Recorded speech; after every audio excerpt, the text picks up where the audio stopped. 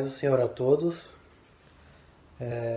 Eu vou estar aqui apresentando cada um dos integrantes do grupo do universitários, né, da Redenção, né? A Jailene, Ana Ribeiro, Vanessa, Isabelle, Jussiara, Larissa, Mônica, Pastor Fernando, Franklin, Pastor Acir, Luciano, Gabriel, Jean, Daiane, Jennifer, Matheus, Bruna e Lucas. E Lucas Magalhães, que sou eu. Amém? Boa tarde, a paz do Senhor a todos. Oremos. Senhor, meu Deus, meu Pai, nesse momento entro diante da Tua presença, Pai amado e Pai querido. Quero Te agradecer por essa live, meu Deus, por essa oportunidade. Quero Te agradecer, Senhor, pela vida de cada um dos universitários, todos, Senhor, da Igreja Redenção, que o Senhor possa alcançar com Teu amor e com a Tua graça, e todos os universitários do mundo, Pai amado e Pai querido. Em nome do Senhor Jesus, nos ensina, Pai, tira dúvidas, meu Pai, seja conosco, em nome do Senhor Jesus, nos abençoa, papai querido, e todos que vão participar, Pai, em nome do Senhor Jesus é o que eu te peço e te agradeço, amém. A paz do Senhor, meus amados irmãos, eu sou o pastor Fernando Maciel, da Igreja Evangélica Dia da Redenção, da cidade de Osasco. Quero compartilhar uma palavra com os amados irmãos que se encontra em Tiago, capítulo 5, versículo 19 a 20. Diz assim: Irmãos, se algum dentre vós se tem desviado da verdade ou converter, saiba que aquele que fizer converter do erro do seu caminho um pecador, salvará da morte uma alma e cobrirá uma multidão de pecados. Que Deus abençoe a todos no nome do Senhor Jesus Cristo. Bom dia, gente, tudo bem? Meu nome é Gabriel Dayan e eu vim aqui a pedido do pastor Acir de Geroni trazer uma reflexão, uma mensagem a respeito dos dramas, né? Dos problemas que a gente sofre, passa na universidade. Pela graça de Deus, Ele me abençoou com a possibilidade de escrever um livro sobre essas experiências e que eu creio que se você está entrando na universidade, se você está pensando em entrar na universidade, se você ainda está no ensino médio, acredito que será um livro que vai abençoar muito sua vida e vai ajudar você pelo menos a discernir um pouco melhor esse cenário. O nome do livro é Manual do Universitário Cristão, né? Foi publicado pela editora Pão Diário, né? Um ministério que abençoa muito o reino de Deus. E eu queria começar orando, pedindo para que a graça de Deus possa tocar o coração de todos vocês e assim a gente já começa um pouco com a nossa conversa. Vamos lá. Senhor Jesus, muito obrigado por esse dia, muito obrigado, Senhor, pela tua infinita misericórdia. Obrigado, Senhor, porque nós estamos hoje diante da tua palavra e que essa palavra, Senhor, possa cair em terreno fértil, cair em corações receptivos, corações que possam frutificar, Senhor, segundo a tua boa vontade, segundo a tua palavra, e possam produzir a 30, 60 e 100 por um, não para o orgulho do coração deles, nem o meu, mas para que o maior número de pessoas seja alcançado, Senhor. E quando estivermos no céu, Senhor, possamos usufruir dessa alegria, Senhor, com o maior número de pessoas. É o que eu oro, Senhor, em nome de Jesus. Amém. Então, gente, eu acho que antes da gente falar de universidade, a gente poderia muito bem estabelecer uma base bíblica para onde nós podemos encaixar essa atividade universitária na nossa vida. E um texto que me chama muita atenção a respeito disso é o texto de 1 Pedro 4,10, que fala mais ou menos assim: Cada um exerce o dom que recebeu para servir aos outros, administrando fielmente a graça de Deus em suas múltiplas formas. Eu gosto muito desse texto porque quando a Bíblia fala em administrando fielmente, existe uma palavrinha no grego aí chamada oikonomos. Essa palavra, ela é uma palavra que significa tanto economia, ou economos, economia, como mordomia. E na NVI foi traduzida como administração, né? Porque realmente é o que significa. A palavra oikonomia, ela vem de casa, oikos, e nomos, que significa normas, leis. Então, as leis da casa, as normas da casa, em que você se utiliza para administrar, para cuidar bem daquilo que te foi dado. Mas eu acho legal que a palavra oikonomia, quando ela também carrega esse elemento de mordomia, ou seja, você não tem nada. Na verdade, tudo que você tem é de Deus e você é simplesmente um administrador. Vou dar um exemplo. Eu gosto muito do Batman, né? O Batman, ele tem o Alfred, que é o mordomo dele, né? Tudo naquela casa é do Bruce, é do Batman. E o mordomo, o Alfred, ele que cuida da alimentação, ele verifica o cardápio, ele verifica o que ele mais pode fazer para agradar o seu chefe, né? o seu patrão. Ele verifica se as roupas estão bem, ele verifica se todas as comidas estão na dispensa de forma certa, ele verifica se as saladas, por exemplo, já não estão deterioradas, já estão, vamos dizer assim, queimadas com o tempo, enfim. Ele vai ver se tudo está funcionando de forma adequada. E eu acredito que é mais ou menos isso que a gente tem que fazer com o Senhor. Muitas vezes a gente estabelece uma divisão entre coisas espirituais e coisas naturais. E eu quero dizer para você que essa divisão é uma divisão que não é bíblica, ela é grega, ela é da filosofia grega, inclusive. Eu abordo esse tema um pouco no meu livro, porque se Deus criou todas as coisas, se todo esse universo é criado por Deus, então todas as coisas são boas. Só que com um porém. Quando entrou o pecado no mundo, por meio de Adão e Eva, todas essas coisas caíram em pecado também. Então, por exemplo, você pode ver que quando Adão e Eva pecam, o que acontece? Você vai ver que começa a frutificar ervas daninhas. O que seriam ervas daninhas? Seriam, na biologia, a biologia, ou seja, as plantas, os animais, enfim, eles agora começam a carregar anomalias, começam a carregar problemas, começam a carregar venenos. Por quê? Porque caiu no pecado. O homem entregou, digamos assim, a criação de Deus para o pecado.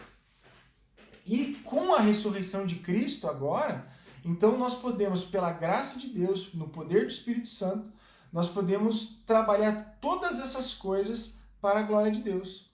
Nós podemos resgatar não somente pessoas, não somente corações que se voltem para adorar ao Senhor, mas a nossa missão agora engloba muito mais. A nossa missão engloba as nossas universidades, a nossa missão engloba a nossa família, a nossa missão engloba a vida política da nossa cidade, a nossa missão agora engloba os trabalhos, as mais variedades de trabalhos que existem, né? O texto diz assim, administrando fielmente a graça de Deus em suas múltiplas formas.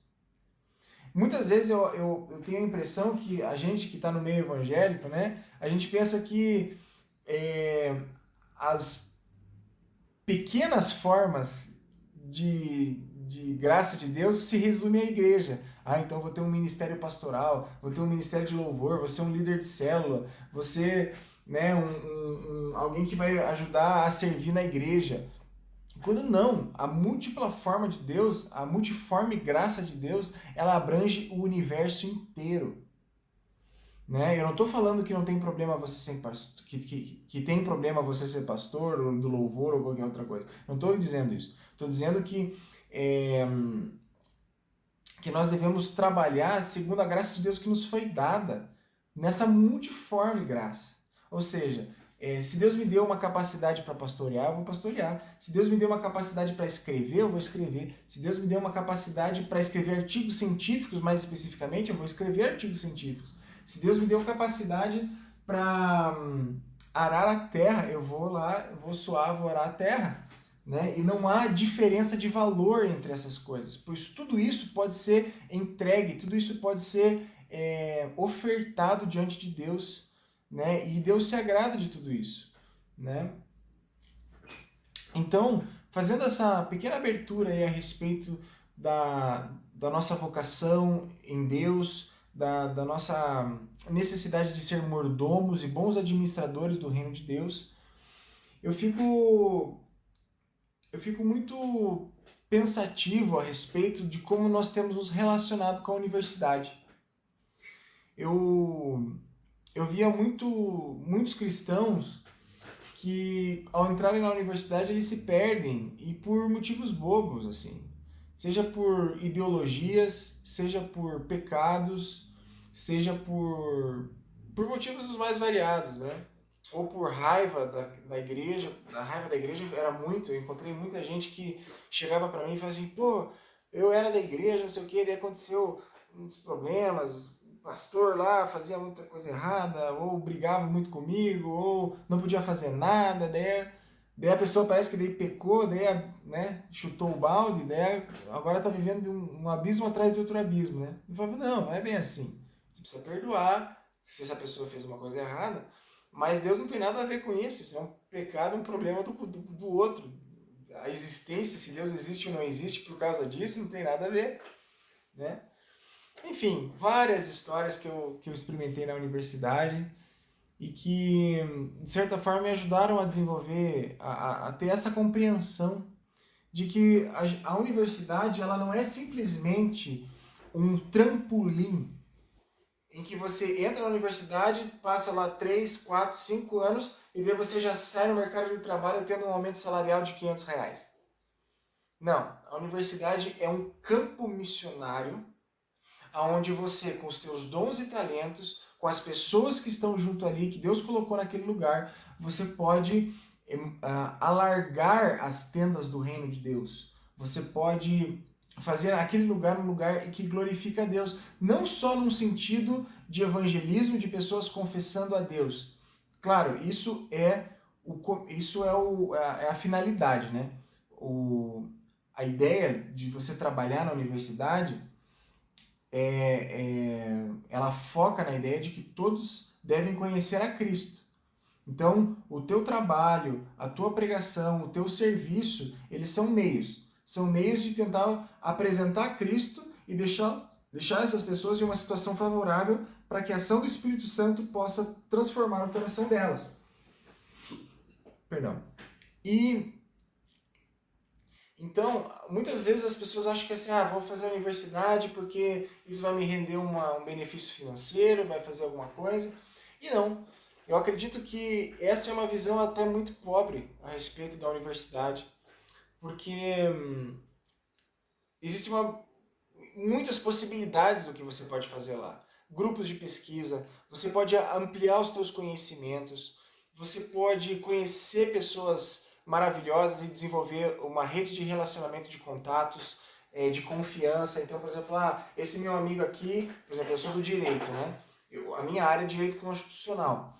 Mas, eu conheço um cara que é do direito do trabalho, conheço alguém que é do direito processual penal, eu sei que alguém é do direito previdenciário. Então, a gente começa a criar essa relação em que eu tenho um amigo para consultar, quando eles querem, eles também me consultam, e assim a gente vai criando um termo técnico que alguns chamam, que é capital moral, que a gente vai criando uma rede de confiança em que a nossa vida vai se tornando mais, vai valendo mais a pena, vai sendo mais agradável, vai sendo uma vida mais onde você tem pessoas que estão junto com você, né? Isso é muito legal de você criar na universidade. E claro, tudo isso sujeito a Cristo. Nós não devemos usar dessa liberdade para explorar os outros, para fazer o mal, para querer ganhar, né? Tipo, eu sei que essa pessoa tem essa expertise, esse conhecimento, eu vou querer me apropriar disso, eu vou querer ganhar em cima dessa pessoa. Não. Pelo contrário, o ideal, né, aquilo que Jesus nos deu, é justamente servir. servir, às vezes até de graça, né? Muitas vezes você vai fazer um negócio, não, eu vou servir, vou ajudar essa pessoa, de repente passa o tempo, aquela pessoa fala, ó, Gabriel, tô também ofertando agora esse negócio na tua vida. Então isso é muito bom porque isso também fortalece a tua fé em Deus, de que Deus está cuidando da tua vida. De que quando você coloca o reino de Deus em primeiro lugar, tudo o resto vos é acrescentado. Então, eu entendo que a universidade não pode ser simplesmente um lugar em que você simplesmente passa por um tempo, uma bolha, e daí depois você começa no teu local de trabalho. Até porque a universidade ela não vai te dar tudo aquilo que você precisa para fazer o teu trabalho. A universidade ela vai ser uma espécie de mapa que vai te orientar mais ou menos aonde que você vai saber buscar a resposta daquele problema que você tem no teu trabalho, né? O pessoal acha que, nossa, agora porque é universitário, então agora sabe responder todas as coisas. Não. Sempre tem uns metidos que acham que sim, né? Mas não, você, na verdade, às vezes vai sair mais em crise da universidade do que, né? Do que antes. Mas pelo menos você vai ter uma sabedoria, um conhecimento de onde encontrar respostas. Esse, para mim, é um dos grandes questões da universidade, né? Da possibilidade que ela nos traz. E então, eu queria trazer essa reflexão para a gente, para que se você está na universidade, está querendo entrar, você não fique desprezando a universidade. Tipo assim, vou passar mais tantos anos até me formar, né? Não, aproveite. A universidade oferece muitas coisas. Você vai encontrar psicólogos, né, que você pode fazer desde testes vocacionais até choramingar as pitangas lá que você está passando, né? Às vezes a universidade oferece de graça. Você às vezes vai ter possibilidades de intercâmbio, você vai ter possibilidades de participar do diretório acadêmico e tentar lutar por alguma melhora estrutural da universidade, sei lá, pedir ar-condicionado, pedir iluminação na prefeitura, na região em volta, porque está muito violento. Enfim, você vai conhecer professores, você vai conhecer políticos, você vai ter a possibilidade de ampliar os teus horizontes. E claro, isso não há problema nenhum. Porque o problema não é que existe algo sagrado e algo secular. Não. O que existe é coisas que glorificam a Deus e coisas que estão em pecado. Então, por exemplo, muitas vezes a pessoa fala, política é coisa do diabo, né? Não, cara. A política hoje, pelo menos no Brasil, da forma como eu entendo, ela está claramente em pecado. Então a gente precisa, por meio de Cristo, procurar pessoas que entrem na polícia e sejam instrumentos de salvação, não somente para as pessoas, mas consertem a política para que ela possa ser um instrumento de bênção na vida das pessoas. Né? As empresas, né, são opressoras e são veículos do mal para manter, sei lá, o domínio do mal sobre as pessoas, sobre os trabalhadores. De fato, tem muitas empresas que abusam dos seus empregados. Agora, tem muitas empresas que não, que servem inclusive de melhora social e que inclusive melhoram os índices humanos da região, porque investem em capacitação dos seus funcionários, etc. Então, o problema não são as coisas em si. O problema é se aquelas coisas estão em pecado ou glorificando a Deus.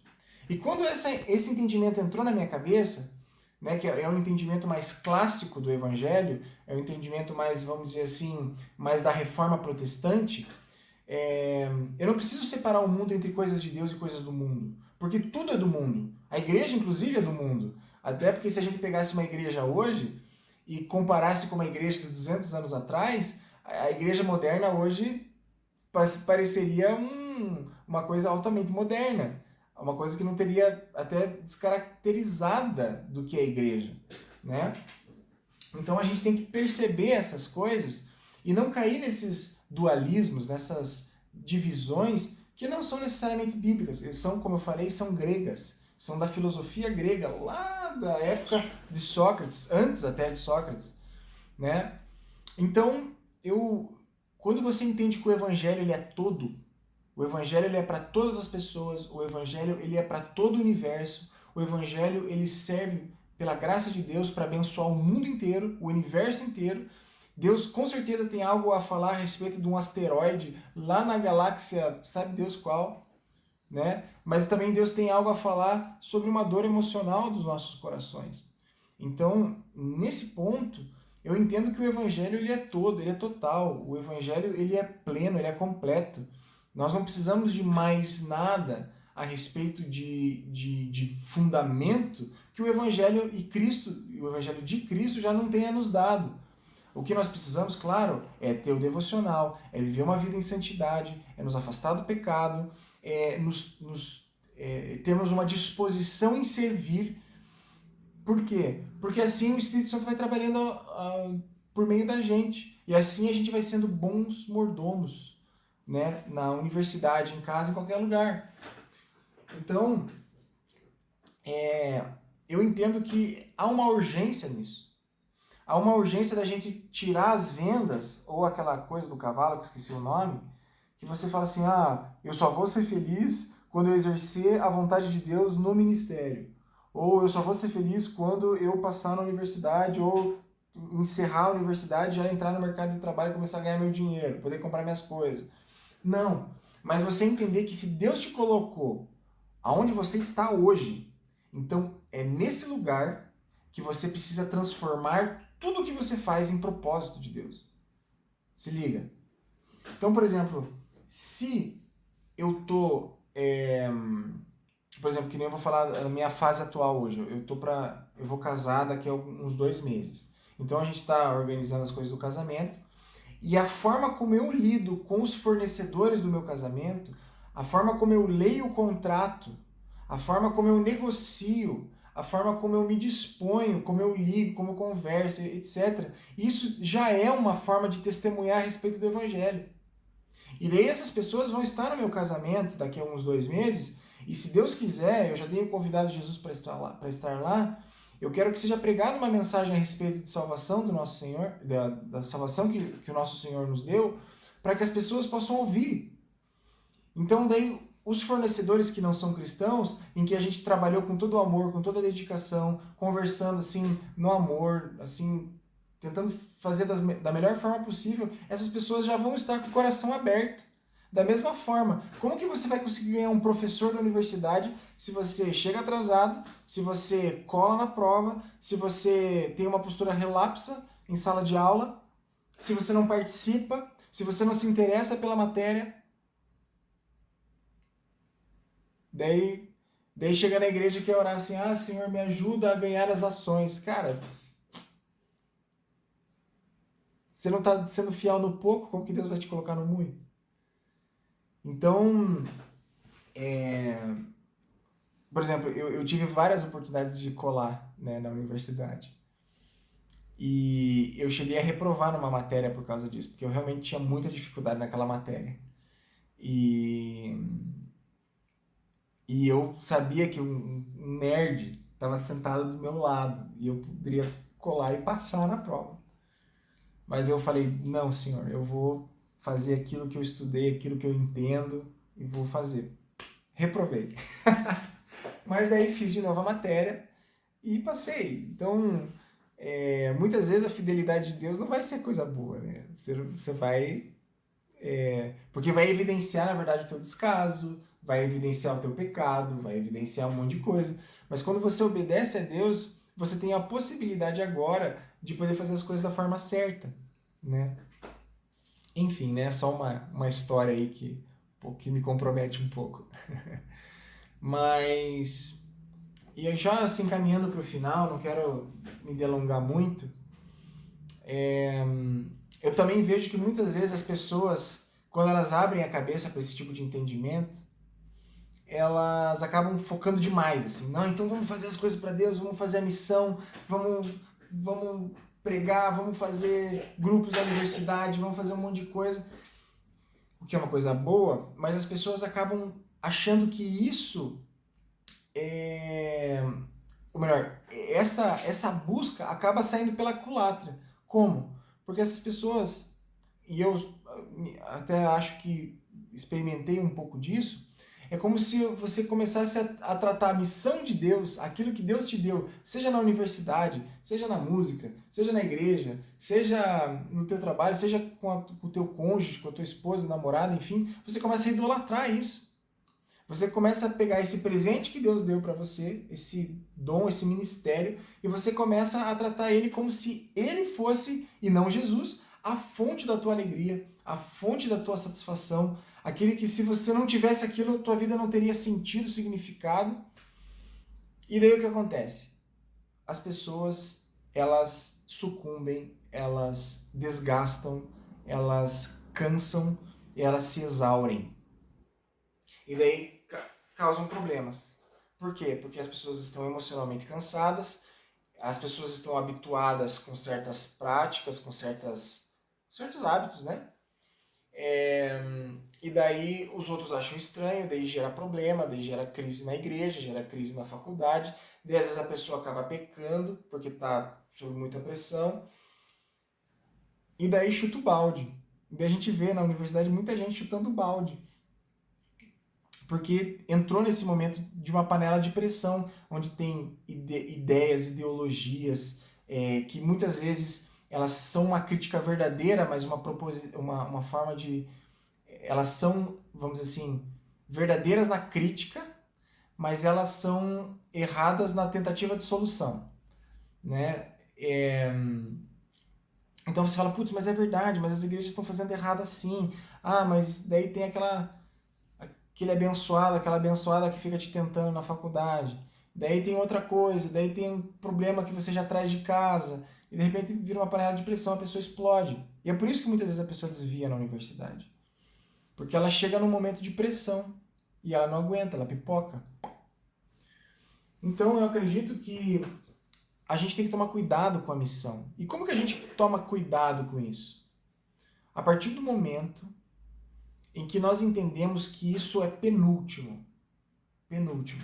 Ou seja, a missão, ela não é um fim. O fim é Cristo. O fim é fazer Jesus conhecido. Então, se você está fazendo uma missão, ela pode ser mudada. Ela não é, digamos assim, absoluta. Ou seja, se Deus me deu um chamado para o ministério pastoral, não significa que a minha vida e a minha identidade agora depende disso. Se Deus me deu um período da minha vida em que eu vou servir a Deus e a sociedade por meio do direito, isso não vai se vincular à minha identidade de forma última. Pelo contrário, ela vai ser uma expressão da minha identidade em Cristo, né?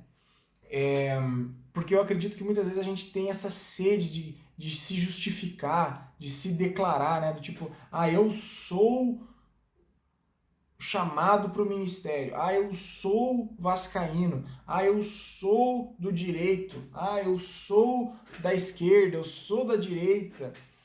E essa necessidade de afirmação a gente nunca vai ter das coisas. A gente nunca vai ter do ministério, a gente nunca vai ter dos nossos pais, a gente nunca vai ter de lugar nenhum.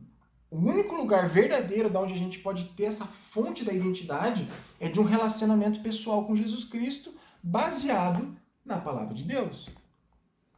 Isso é muito chocante, porque ao mesmo tempo que é libertador, porque ao mesmo tempo você começa a amar as pessoas, você começa a servir as pessoas, não esperando delas uma confirmação sobre quem você é, mas entendendo que você está naquele lugar para servir a Jesus. Então, pela graça de Deus, nós podemos transformar tudo que fazemos em propósito para Ele. Seja estudar, seja ler, seja, às vezes, até mesmo descansar. O sábado está aí, não numa perspectiva adventista, né?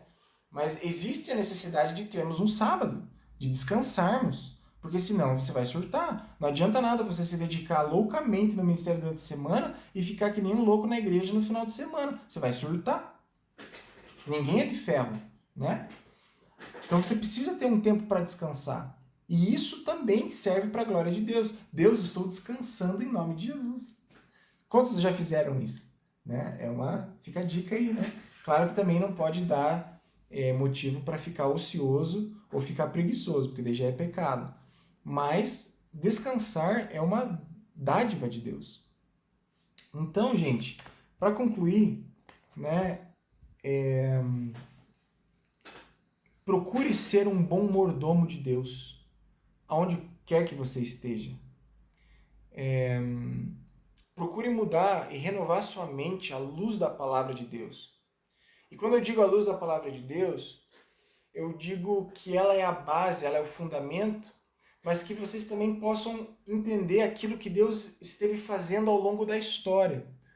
Porque se você for ver, Deus agiu muito na Igreja Católica lá nos anos 300, 400 da era cristã.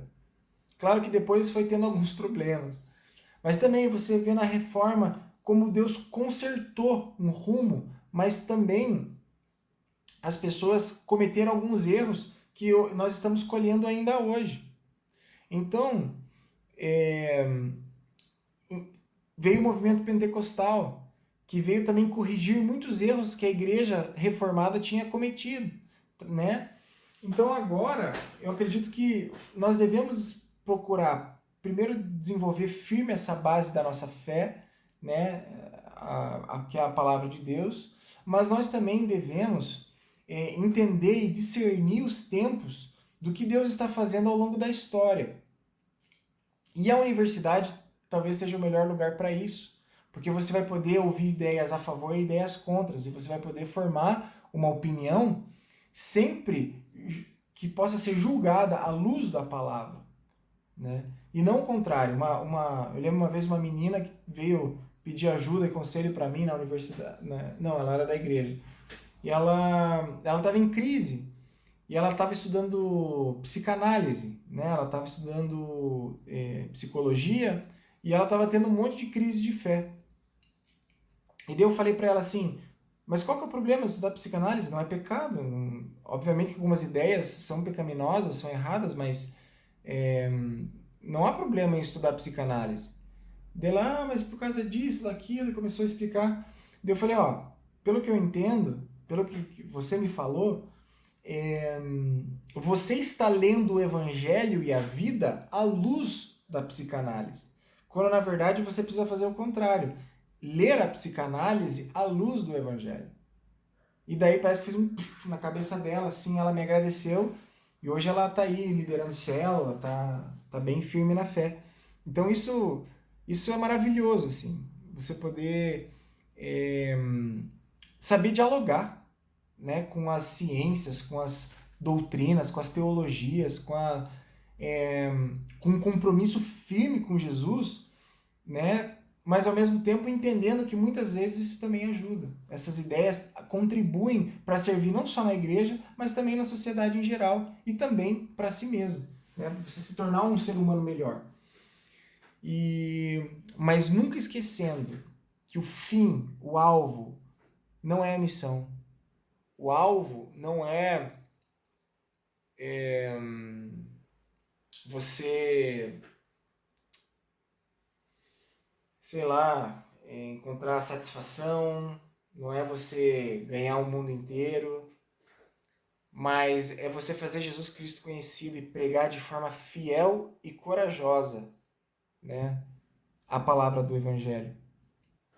Então todas essas questões, universidade, conhecimentos, elas são na verdade caminhos que você vai ter para acessar o coração de pessoas, para que daí sim você possa pregar o Evangelho e quebrando todas as barreiras, né?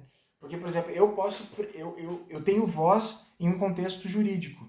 Então, por meio do direito, eu posso tirar esse escudo que as pessoas têm em relação ao Evangelho, e daí, depois que esse escudo foi retirado, daí eu posso, com as pessoas desarmadas, falar do Evangelho.